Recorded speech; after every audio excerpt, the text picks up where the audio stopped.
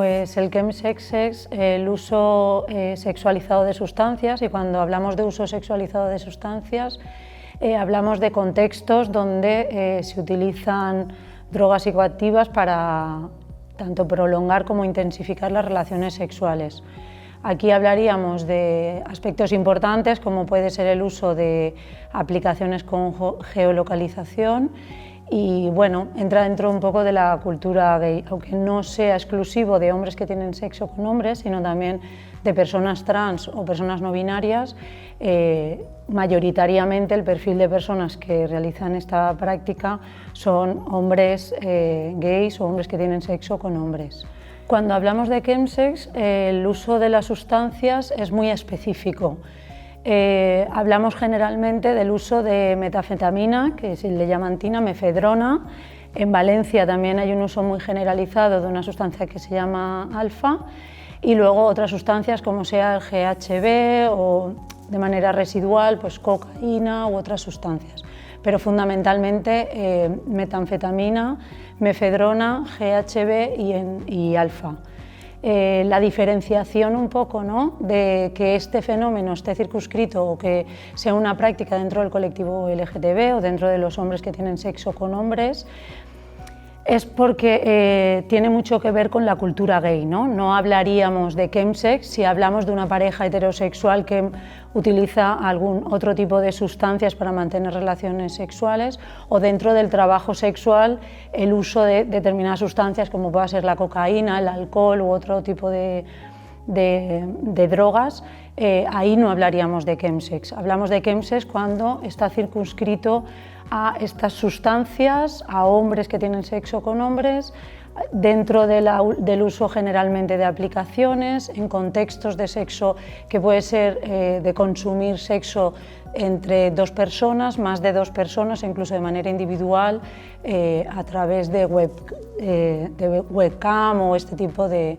cosas. Pero sí que cuando hablamos de chemsex no es cualquier tipo de sustancia y en cualquier contexto de practicar sexo, sino muy circunscrito dentro de la cultura gay. En la práctica del chemsex se utilizan estas sustancias generalmente porque son facilitadoras, ¿no?, desinhiben y son sustancias que pueden facilitar determinadas prácticas sexuales también, porque generan la relajación, por ejemplo, de la musculatura lisa. Entonces, el uso de las sustancias no es algo que sea circunstancial, sino que está muy asociado al poder también mantener esas sesiones que normalmente se prolongan en el tiempo, en algunas ocasiones son horas e incluso días, con lo cual es necesario, ¿no?, o necesitan esas sustancias para mantener ese nivel de excitación y de estar activo en lo que se llamarían sesiones o chills para estas personas. Si bien es cierto que el uso, cuando ya hay un abuso o un uso continuado de estas sustancias, pueden producir disfunción eréctil, con lo cual sustancias que también son utilizadas en estos contextos pues son las potenciadoras de la erección, o como pueda ser la Viagra, que es lo que conocemos comercialmente, ¿no? El chemsex no es una práctica que en sí misma tenga que ser un problema. Pueden haber personas que han ido a una sesión o que de manera esporádica van a lo que se llama una sesión o practican chemsex y no tienen por qué tener un uso problemático. Sí que es cierto que cuando la persona